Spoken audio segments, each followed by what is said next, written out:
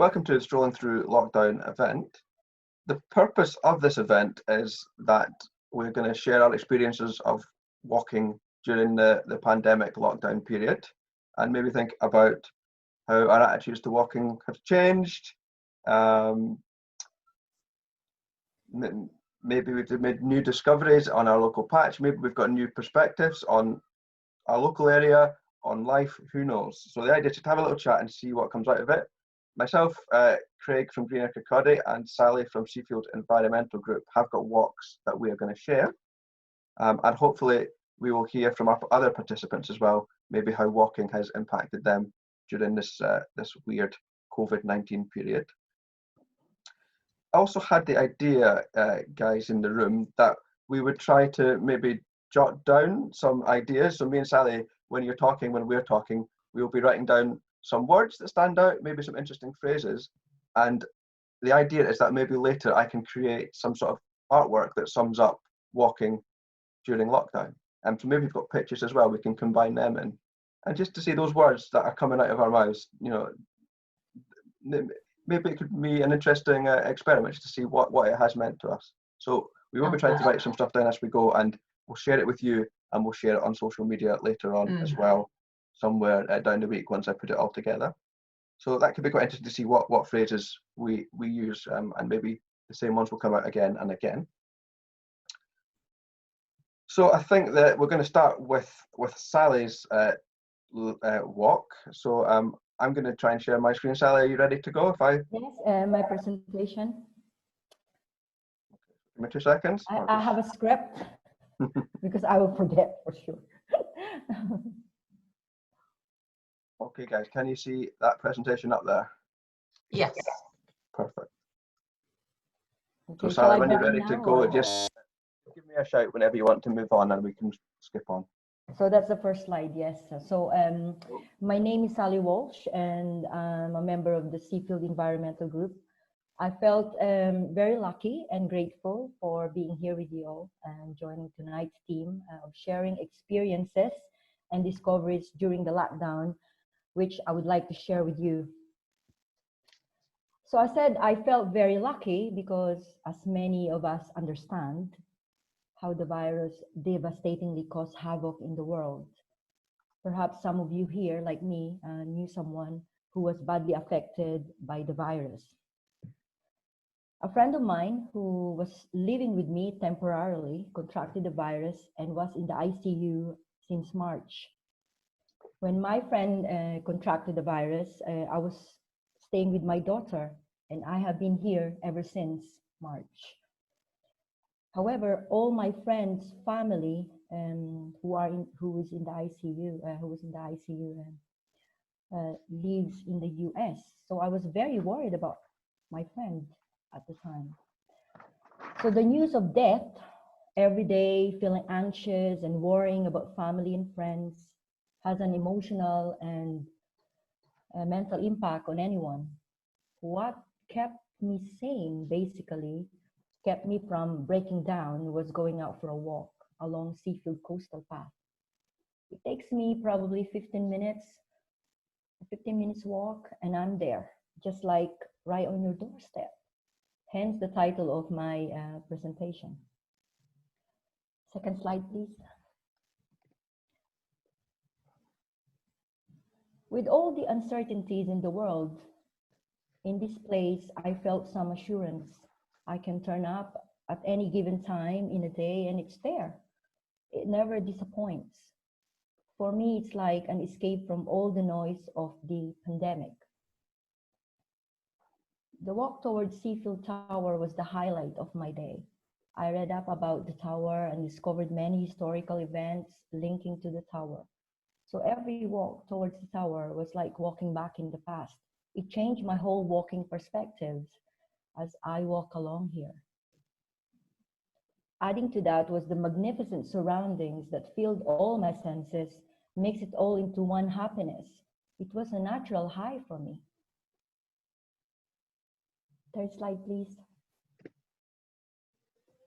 Carrying a backpack with breakfast or lunch and a book, I'll sit in one of the rocks near the tower, Sometimes I'm trying to take decent photos or videos like this one I uploaded in YouTube.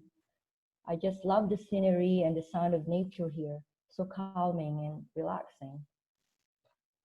Gradually, when we started easing off from lockdown, I included litter picking around the tower as part of my walk. This video is about 3 minutes. Perhaps you could watch this in your own time. Next slide, please. The walk from the gate at Seafield Picnic Park to the tower gate is roughly quarter of a mile, not a very long stretch. But during lockdown, I can spend many hours naming plants here, describing the RSPB guidebook. So it seems I have been walking for hours. I have paid more attention than usual to the foliage and flowers around the area and discovered their beneficial properties. Some of them are edible if you know how, such as the sea buckthorn on the left. Apparently, sea buckthorn is the new superfood. Its berries are 15 times more vitamin C than an orange. And on the right is wild strawberries, and they're everywhere on the ground. Using the wild strawberries as herbal medicine is not especially common today, but the berries are often used in conjunction in so-called blood purifying tea. But I prepare them to purify my gin and tonic, adding frozen berries to it. Below is the red clover field. The dried flower heads and use the whole flower can make tea fusion, and it's very refreshing. Again, I'm not an expert in foraging, but I'm learning more and more. The lockdown opened this opportunity for me to be able to do this. Next slide, please. Since we couldn't buy any flowers as we would normally do, and since I have started getting to know varieties of plants and wildflowers and reading up about foraging guidelines, I have included foraging with my walking route. I found joy in the simplicity of it all, and it's therapeutic.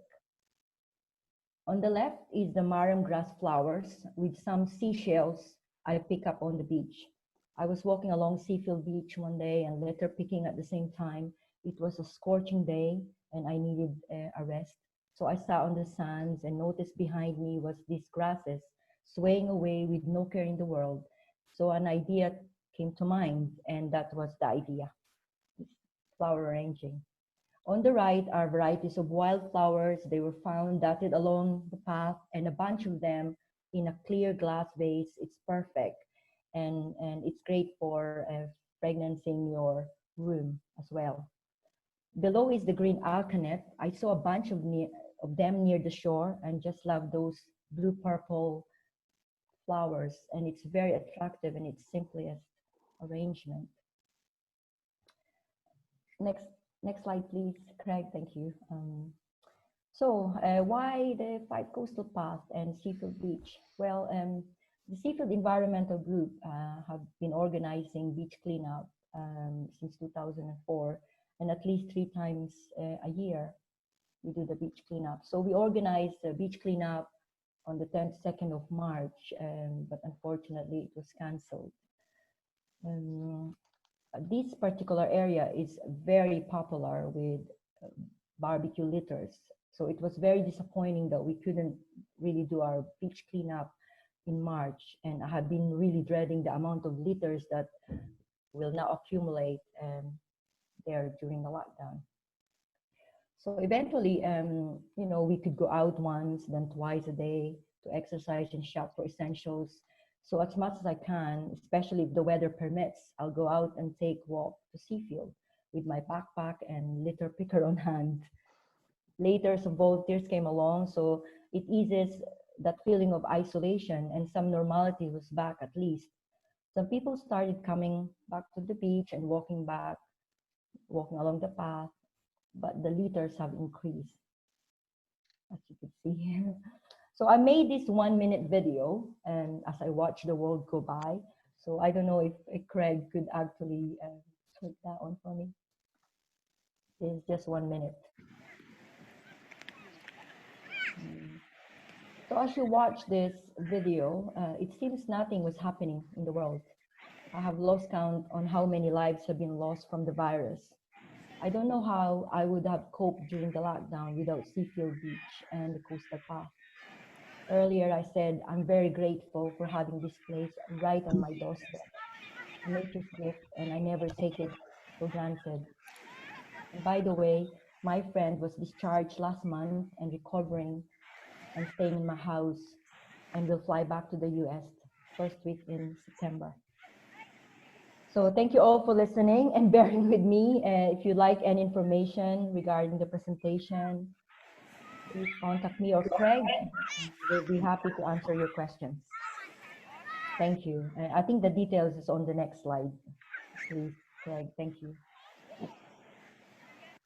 After the video. Thank you so much. There we go. So I'll just leave them up for a second in case anybody wants to jot them down.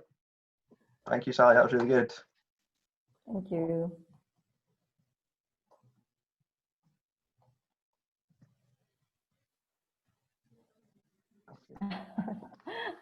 Thank you. I was a bit nervous, but that was really good, and we got over our technical hitches. And yeah, I've written down so many little comments down there, different phrases that you used. I think we can all recognise. But you know, I knew the title of it before we went into it. But when you said right on my doorstep, actually, that's the phrase that I've put a little kind of square around. I think that's really stood out for me during lockdown.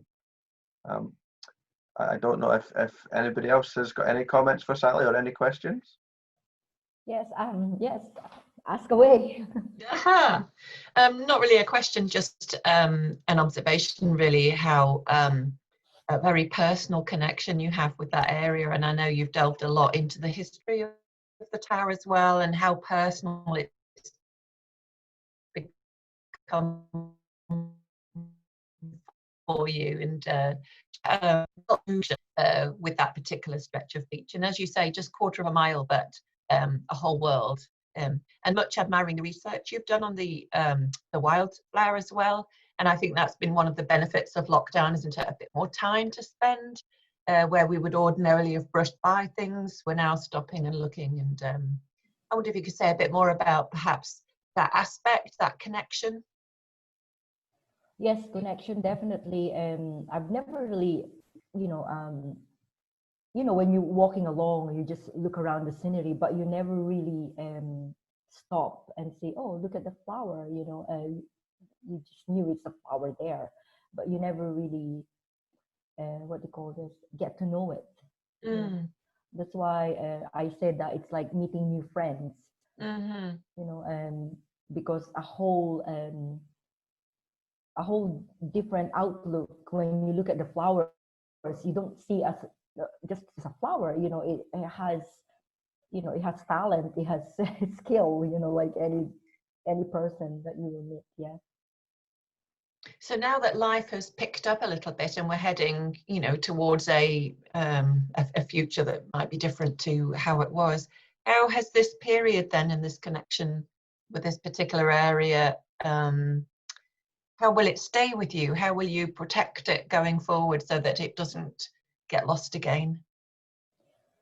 Well, at the moment, I still keep, doing doing our beach cleanup.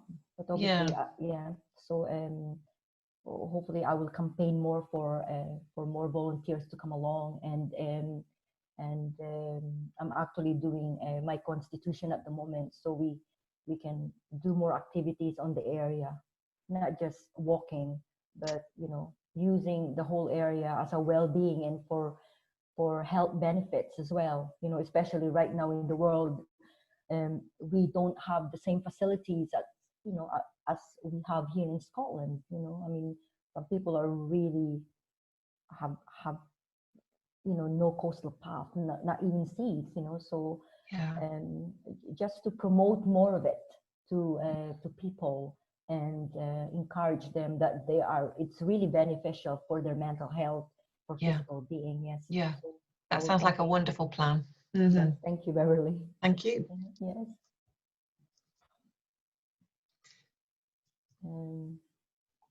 Any more questions? Oh, I've got something just to say that there is that foraging walk is one of the walks in the Walking Festival program. If you go and click that, even if you don't, I mean, there's all the information said about all the different plants that you can eat along the way, and there's a nice video as well. Was it Pete? Is that the gentleman's name, Sally, that made it? Yes, yes, Oh, yeah, he goes for a walk and he points at all the different plants. And what I liked about that show is how personal his story is. Because he kind of tells it. It's almost like he is explaining the plants from his life experience. You know, and he names them the names that he knew them as a kid. You know, rather than maybe what a scientist might call them. And I think that was really good and, you know, a very personable approach to that walk. So I'd really recommend clicking that video and looking at that walk as well, along that little stretch. It's really good. And that was done by Sally as well. Yeah, we tried, yeah, and he is now a very enthusiastic volunteer, and he come with me mostly at Seafield, and he found the place very stimulating for his health and for a day out, basically. Yes. So, yeah. HP, have you got any questions at all or any comments you'd like to do at the moment?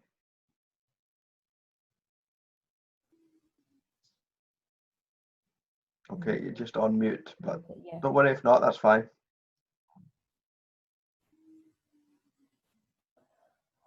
Yeah, so what I found as well at walking along Seafield, it's now clean.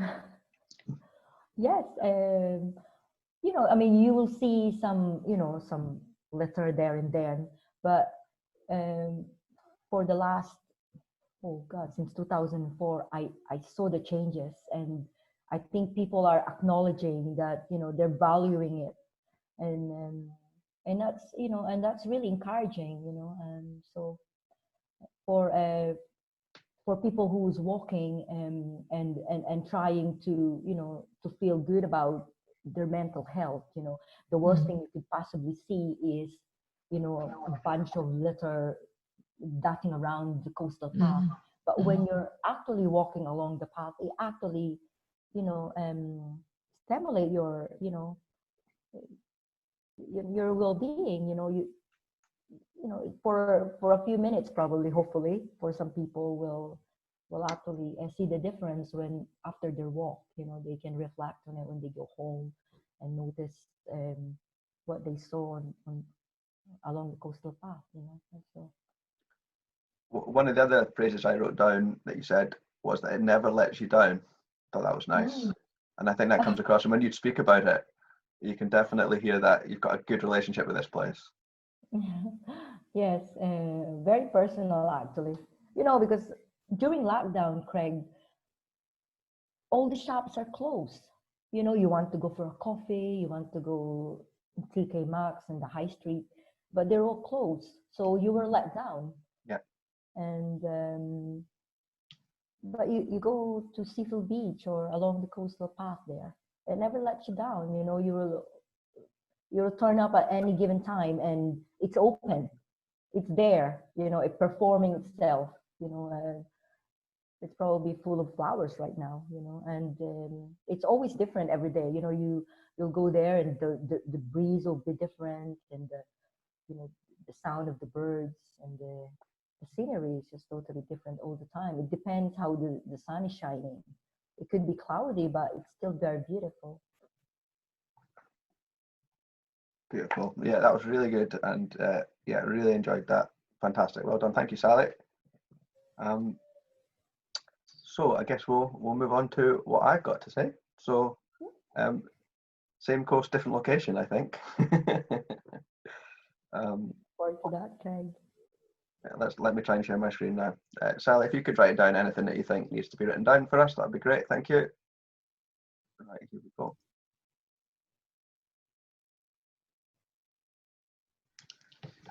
So there we are. Is that okay? Can we see that fine? Yeah. Perfect. So I live a bit further west. I'm in West Fife. So I live in Torryburn. So Torryburn is located between Couris and Rosyth. So it's just on that stretch of coast here. So this is a wee aerial of Torryburn. And really lucky to have lots of lovely routes, including the coastal path to walk from where I am. And I think what's been amazing for me in lockdown is the reconnection with these areas. You know, we've been here 6 years now, and over 6 years, you kind of start to take things for granted. You get home from work, you sit down, you eat your tea, and maybe I'll go for a walk, but then maybe it doesn't quite happen. And I feel like I'd kind of lost that a little bit, and I'd lost the joy of living in Fife, having moved up here from Edinburgh. And I feel completely reconnected with where I live, and really lucky to have these lovely woodlands and coastal areas around me. And yeah, I think I'd forgotten that. And actually, I think that's true of a lot of people, because how busy it's been, especially during that period where we had the coastal path was heaving. So I think a lot of people have felt that reconnection with their local spot. And before I go on, the other thing you need to know is that before I worked for Green Acre, I had a career in nature conservation. So I used to work for the RSPB for many years. So to me, that connection to nature and that chance to open up all your senses has been really important. And this is the view out of Torryburn. This is the beginning of my walk. And most people will take that route, but I discovered that you can actually take that route instead and go through that little gap in the trees there, and you get a much different experience than the cars raging up and down. This is what you get. So all of your senses, straight away, you go in there, it's a different world. You've got the greens relaxing your eyes, you've got the trickle of the Torryburn, complete sadly with car tyre, as you can see from that picture. You've got the smells of the wild garlic, which is still hanging on today when we did this walk, the bluebells hitting your faces, and of course the blackbirds, the wrens. I mean, is there a better sound than a blackbird? First thing in the morning, last thing at night, a summer's evening, I love listening to the blackbird. So you can already feel yourself relaxing, can't you, just listening to that bird song?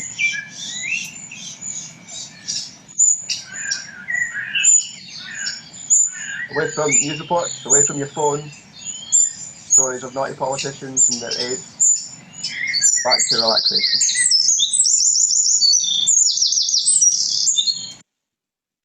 And you'll notice as soon as it stops, it's not nice. I don't like that jarring stop. And this was a discovery we made during this wood. This little den appeared during lockdown. It wasn't there before. So obviously other people are out there exploring new places, trying new things. No idea, never saw anybody using it, but they've spent a lot of time building that. So yeah, obviously somebody else reconnecting with their wild side, I think.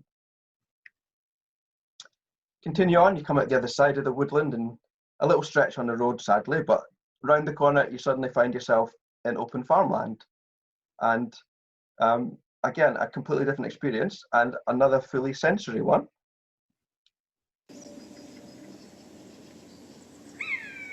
So does anybody know what they can hear there? It's a pigeon. Not a pigeon. There's a little blue tits in the background, but it's the pia of the buzzards. Quite often on this stretch, there's no better noise than that. It just completely gets into your soul and it just relaxes you as you walk down there.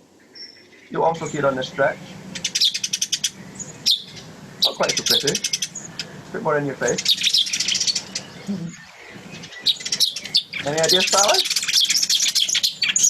Oh, the cat box is flashing. Sparrow. So down this stretch you get two types of sparrow. You get house sparrows, which are the ones that we're all familiar with, but you also get a really rare special bird called a tree sparrow, which is slightly different to the house sparrow in that its head is a lovely chestnut brown. But this is one of the rarest birds you're ever going to see, and you can see it here in Fife all over the place. They've decreased by about 95%, and you can go and enjoy them just along here at Torryburn. And then the last one, which is special. Listen, it says a little bit of bread and no cheese, this bird.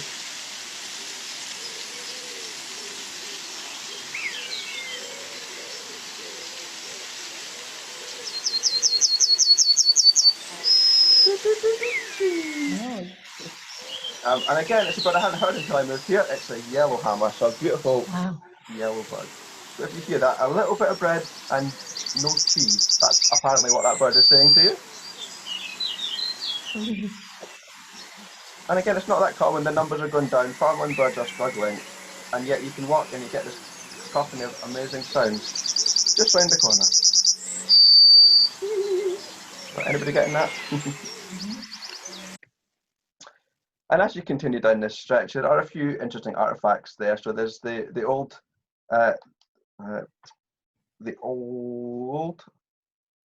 church here. Sorry, it's a 13th century one, and it's one of these places that you just got to go in. It's got a sign on the gate that says, "Do not enter, dangerous." So of course you're straight in there, and you see everybody do it. It's absolutely amazing, and it's not been used since about the 1600s, 1600s. So it's kind of in that state of amazing disrepair.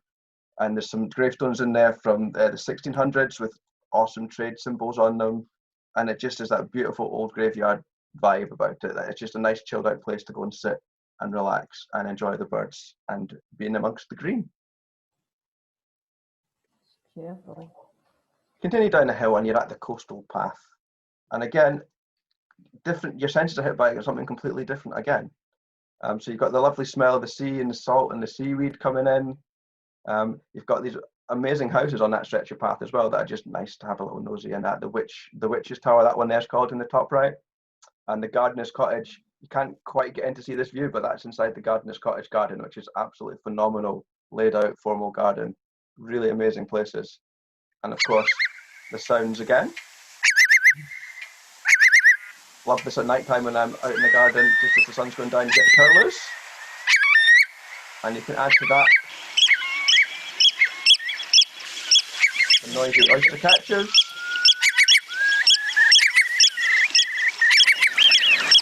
Sounds of the seaside. From widgeon. And finally the racket of the black-headed gull. Oh, amazing sounds of the coast that I can hear from my back garden. It's just absolutely amazing, and it just slows you down and gets you away from any of the worries that you had. We're so lucky to live by the coast. I think we should all make the most of it. I can't imagine not living by the coast anymore. And just on the final bit of the walk, you nip back in past Craigflower House, which was once a boys' school. And once an estate house as well before that. And it's got lovely, great big old woodlands around it. And if you're lucky, you can hear this fantastic noise. Oh. There we go, the woodpecker.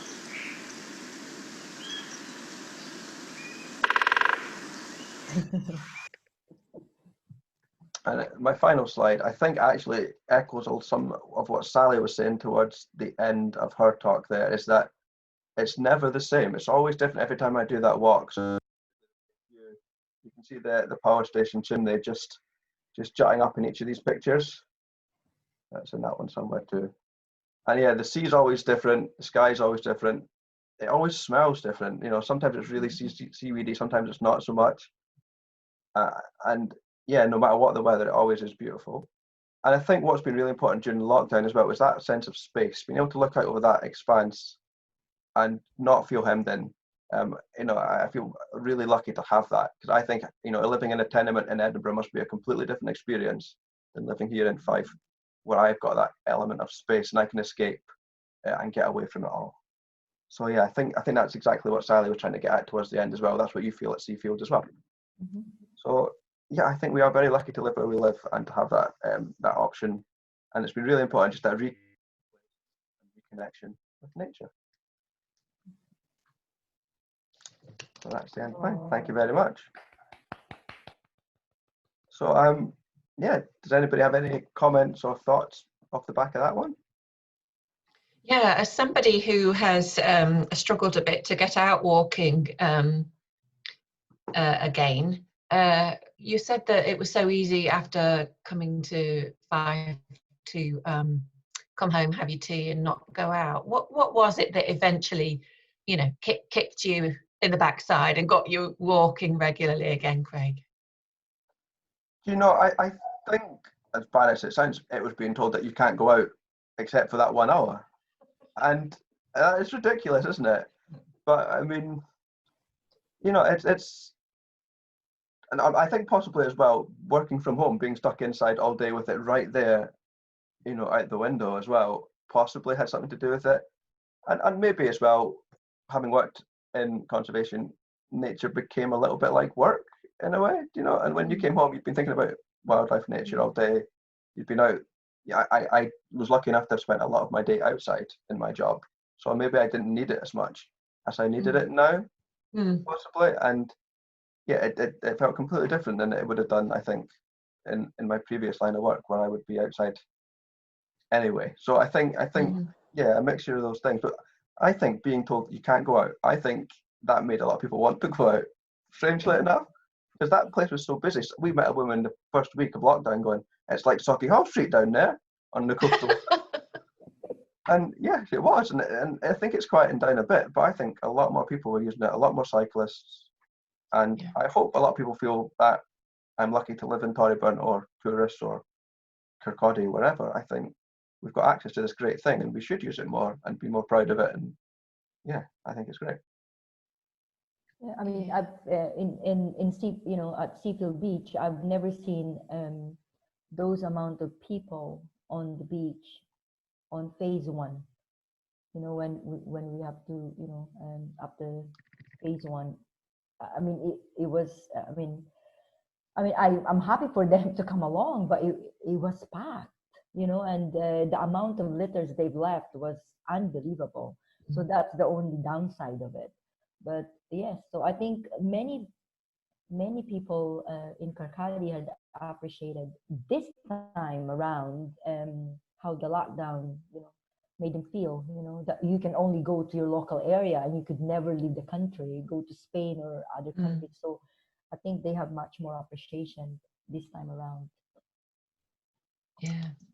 You've both talked about, you know, walks that are on your doorstep, but you've both acknowledged how fortunate we are to live in such a beautiful county, and there is such a wealth, a richness of walks.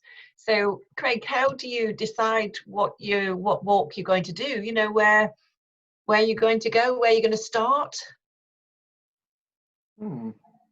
That's a good question. To me, I think I have a preference for the woodland side of things. So for me, I'm always looking for a wood. If I'm going inland, you know, where can I go for a woodland walk? I'm never going to head to the hills. I'm not one of them. I like to be surrounded by the sounds and the smells and everything like that. But which one? Yeah, it's tricky. But I think as well is that thing of not always heading somewhere else. You know, we can do it from our own homes, and I think that's what we've discovered. You don't have to always jump in the car to get somewhere first. And I just to see that just before she left us, HP had written in the box there. I'm going to actually answer that, but yeah, she's left. Gone. Well, she had said that she had discovered Beveridge Park in Kirkcaldy and the nearby woods. What did she say? I live in the center of Cottage, and during lockdown, I first found it difficult to get out. The pavement was so narrow, it was hard to keep enough distance. At some point, I discovered Beveridge Park, especially the nearby woodlands. Walking there has saved me. It's been amazing to have some space and connect with nature. Happy to send you some photos, Craig, if that helps your project. That'd be amazing. Sorry, got to go, but I really appreciate this initiative. Okay. Oh wow, yeah. That actually top section of Beveridge Park is a bit wilder, and it's really lovely up there. Yeah, Don't know if you've ever been. Beveridge Park as well. Yeah. So, how about you, Beverly? Where do you normally like your just say your you know, your my walking? right yeah. on the doorstep. Well, there was something that Craig said about when you found that path down next to the road that triggered a memory for me, because of course I was able to get out and go to the supermarket. So on my walks to the supermarket, I chose to walk on the big grass next to the road rather than on the pavement. And there was far less traffic around, so it was a lot quieter. And although I'm 15 minutes from the beach, I realized after walking on the grass for some time that I could hear my footsteps. I could hear the swish of the grass. I could hear my feet landing on the ground, and I could smell the sea. And I could hear the birds, and a blackbird caught my ear, and it took me back to a childhood memory, happy times playing in the garden when I was little, when we lived in the countryside, and how fortunate I was and how I didn't appreciate it at the time. So it was a really, really moving experience walking to the supermarket on the grass. But I think what had allowed all those senses to come in was the slowed pace of, I think it was phase one, as you were saying, you know, when things were really, really quiet. So I was already operating at a slower pace, plus the quietness of the whole, you know, environment. The skies were clear, the roads were clear. Sorry, there's somebody at the door here. Oh, somebody at the door. Sorry. So do you need to go? Yeah, I need to go. Just a minute. Hang on. No worries. I'll just mute you. We won't listen. Don't worry. Brilliant. That wasn't scheduled, was it? No. Well, yeah. No. Yeah, it's not going to be like Chris Packham or somebody walking in. No, I'm afraid not. But yeah. So you were talking about the walk that you had done. Yeah. So that was a really memorable experience that I had, and then just how much I've appreciated the seafront as well, and its changing aspect. So I've downloaded a tidal app, so I can see when the tide's coming in, going out, and I play a little game. Can I guess what it's doing before I look at the app? And just every time I go down there, how different it is. I met Sally actually at Seafield litter picking, and I also litter pick, so that's how we got talking. And so at least if I haven't gone out for a leisurely walk, I've gone out for a litter pick, which I think has been really a healthy thing to do, because you feel like you're making a difference, making progress, doing something positive, and you're, you know, getting some time on your feet. I've been very fortunate to be working at home during the whole of lockdown, so I've had structure, and I would imagine if that hadn't been the case, I would have struggled to even get out the front door, to be honest. But latterly, I've downloaded the Viewfinder app, as you suggested during the festival. Yes. And I've really gained a lot of confidence by seeing the routes that are already planned on there. Yeah. So I was saying I find it overwhelming, you know, where do I start? There's so much amazing countryside. Where do I start? It's quite overwhelming and can be quite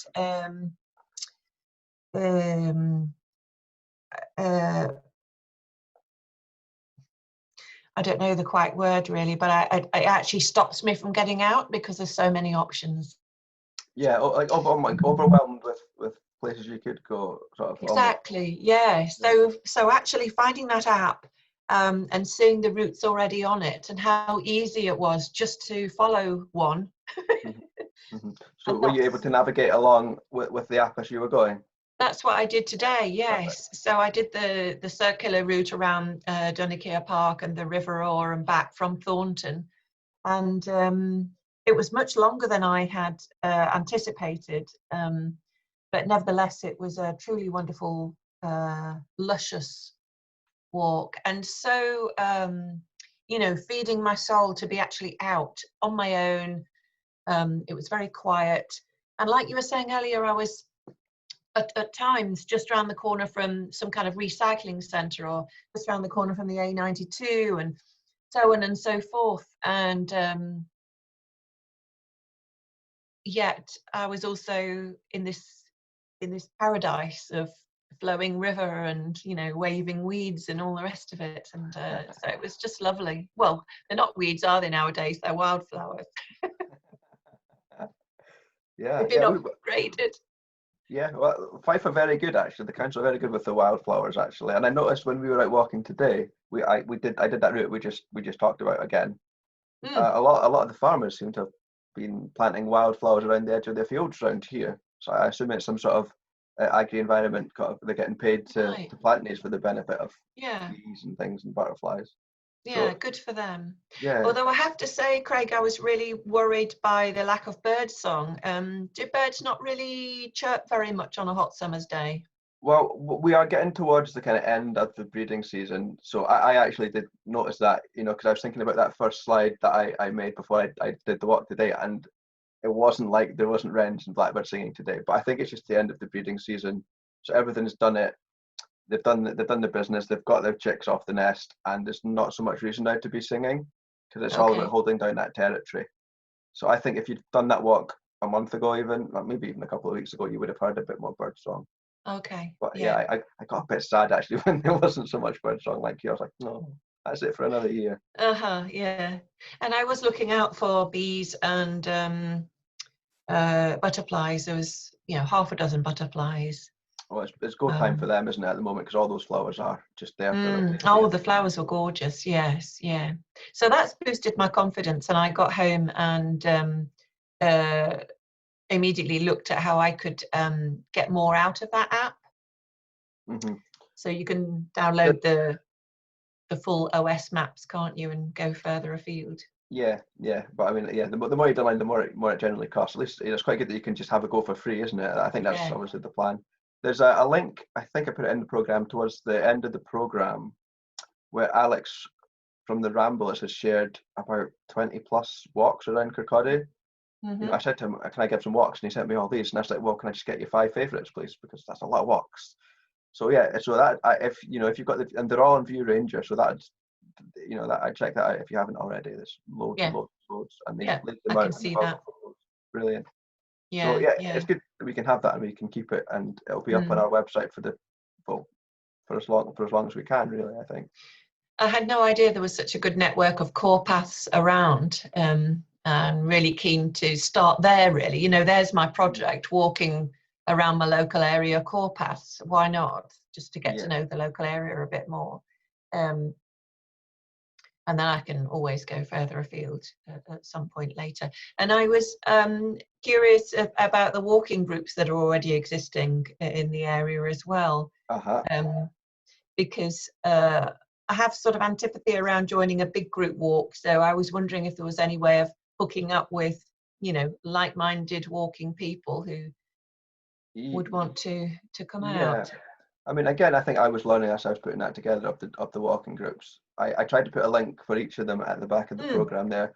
I mean, the Fife Walking lady, I had a quick chat with her. There's a website called Fife Walking, and she seemed to do nice, like, small walks. So I don't know if she would be the one to maybe ask about who to join. Other than that, I would say the Ramblers. I'm not sure how big their groups are. Also, there's the group at the library, the Walk On group. I don't know if they're up and running yet. Again, it tends to be daytime, but yes. Yes, of course. Yeah, it does tend to be daytime.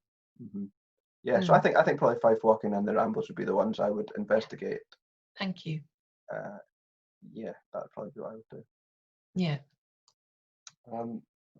So I don't know if Sally is going to pop back in or not. Oh, there she is. Perfect. Sorry about that, Craig. It's because everybody was actually knocking at the door, and I could hear them, and the dogs start barking, and my daughter has this German Shepherd, so they all come back at the same time. There are like I think 7 of them, so the house become very noisy. So I thought, but I'd stop it, and then so I'm still listening and jotting down things that Beverly had said. Yes, so yeah, I'm still here. Yeah, I like the waving weeds and the flowing rivers. That's what I wrote down. I love that. Perfect. That's what we need to Well, I seen Lucius and Feeding Your Soul. Oh, that's nice. Yes. Yeah, gorgeous and boosted my confidence. I think that's what I picked up from Beverly. Yeah, but I jotted quite a lot from yours as well. You had your lovely salt smell, sea breeze.